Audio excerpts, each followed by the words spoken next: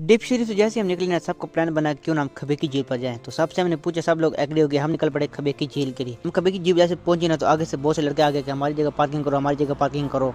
खैर हमने अपनी बाइक पार्क की। उसके बाद बिलाल भाई ने बोला कि चलो आइसक्रीम खाते हैं। हमने बोला कि अब रूटीन की तरफ 10-20 रुपए की आइसक्रीम होगी। जैसे हम पहुंचे थे, भाई साहब ने बोला कि ये आइसक्रीम है जी 50 रुपए की। हमने बोला लो जी, प्रोग्राम तो बढ़ गया। फिर हमने आइसक्रीम ली, आइसक्रीम खाई। उसके बाद खाने के बाद हम निकल पड़े खबे की झील के अंदर, निकल पड़े अंदर के लिए। फिर हम पहुंचे पार्क में।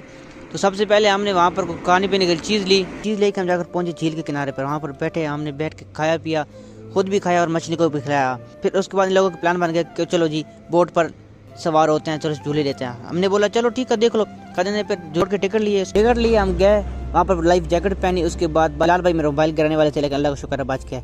फिर हम बोट में बैठे, सवारी की, झूले लिए। उसके बाद फिर हम आ गए वापस। फिर हम निकले आगे किसी और जगह के लिए, उस बारे में बात करेंगे कल। तब तक के लिए वीडियो को लाइक एंड सब्सक्राइब कर देना।